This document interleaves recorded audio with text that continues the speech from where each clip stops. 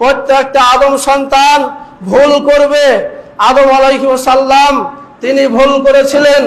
শয়তান সর্বপ্রথম আমাদের পিতাকে ওয়াসওয়াসা দিয়েছিল যে আল্লাহ রাব্বুল আলামিন তোমাকে ওই গাছের কাছে কিসের জন্য যেতে নিষেধ করেছে, যাতে করে তুমি দীর্ঘস্থায়ী জান্নাতে যেন থাকতে পেরে যাও।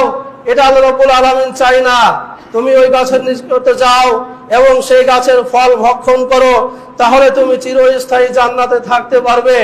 শয়তান যখন ওয়াসওয়াসা দিল আদম আলাইহিস সালাম, সে ভুল করে ফেললো। সর্বপ্রথম আল্লাহ রাব্বুল আলামিন যেটা নিষেধ করেছিলেন, শয়তান আদম আলাইহিস সালামকে দুর্বল করে ফেললো। আল্লাহ রাব্বুল আলামিনের কাছে দোয়া করতে লাগলো আদম আলাইহিস সালাম, قال ربنا ظلمنا أنفسنا وإن لم تغفر لنا وترحمنا لنكونن من الخاسرين। প্রতিপালক, তুমি আমাকে নিষেধ করেছিলে, কিন্তু আমি বুঝতে পারিনি। শয়তান আমাকে ধোঁকা দিয়েছে, আমি ওই গাছের ফল খেয়ে ফেলেছি। তুমি আমাকে এখন জান্নাত থেকে নির্বাসন করেছো, জান্নাত থেকে বহিষ্কার করে দিয়েছো। আমি ক্ষতিগ্রস্তদের অন্তর্ভুক্ত হয়ে গেছি। আমি নিজের নফসের উপর জুলুম করে ফেলেছি।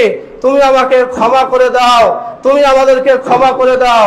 রব্বানা জালামনা, হে আমাদের প্রতিপালক মহান রব, আমরা